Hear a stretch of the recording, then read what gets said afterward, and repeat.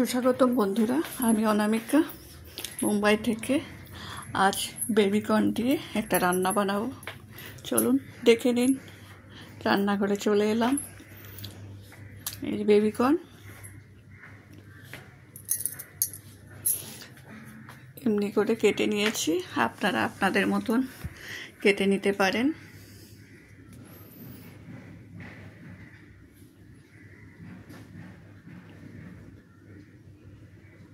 সবগুলো কাটা হয়ে গেছে। এদিকে হলুদ রঙের ক্যাপসিকাম আর সবুজ রঙের ক্যাপসিকাম আর কাঁচা লঙ্কা এমনি লম্বা লম্বা করে কেটে নিয়েছি। আর পেঁয়াজের টুকরো এইভাবে করেছি। পেঁয়াজের পাপড়িগুলো খুলে নিয়েছি।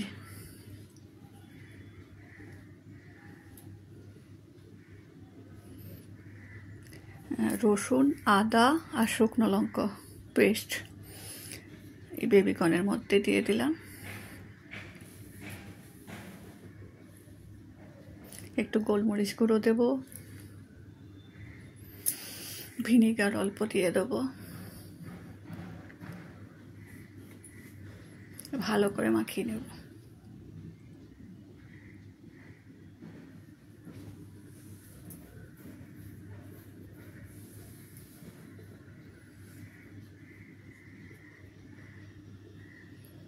সামান্য নুন দেব, কর্নফ্লাওয়ার দিয়ে দেব,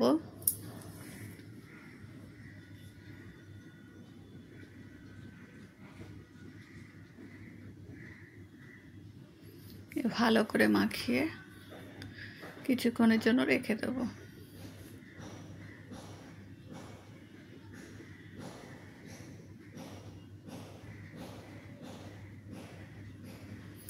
তেল গরম হয়ে গেছে, তার মধ্যে রসুন আর আদা কুচি দিয়ে দিলাম।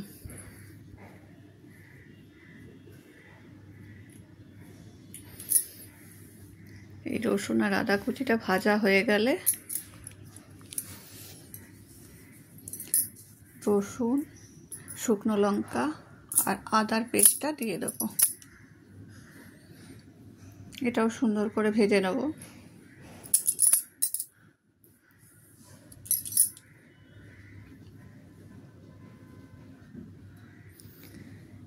একটু নুন, একটু লঙ্কা গুঁড়ো, একটু হলুদ গুঁড়ো, একটু চিনি নিয়ে ভালো করে ভেজে নেব।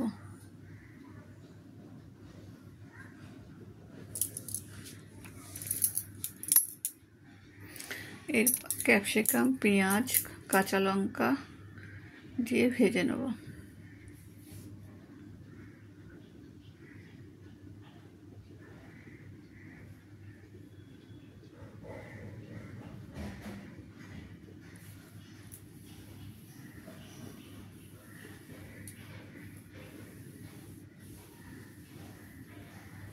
এদিকে তেল গরম হয়ে গেছে, বেবিকর্নের টুকরোগুলো দিয়ে দেবো,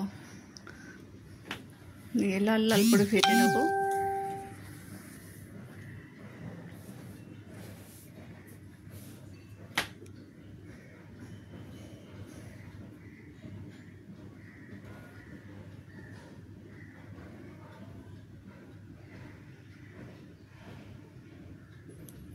ডার্ক সোয়া সস দিয়ে দেবো,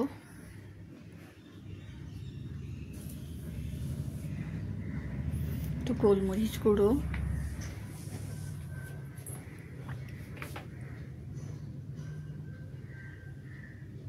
একটু টমেটোর সস দিয়ে দেবো।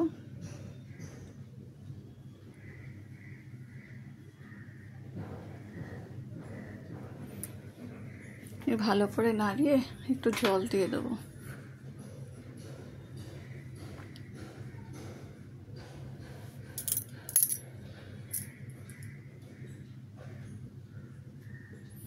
তবে এটা ফুটে গেলে একটু কর্নফ্লাওয়ার জলে গুলে দিয়ে দেবো।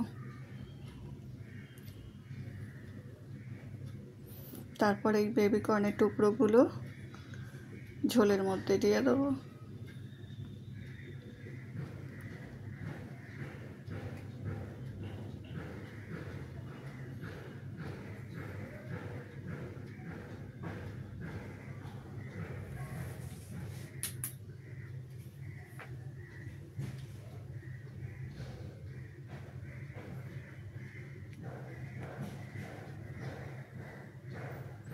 এই দেখুন কি সুন্দর হয়ে গেছে, দারুণ গন্ধ আসছে।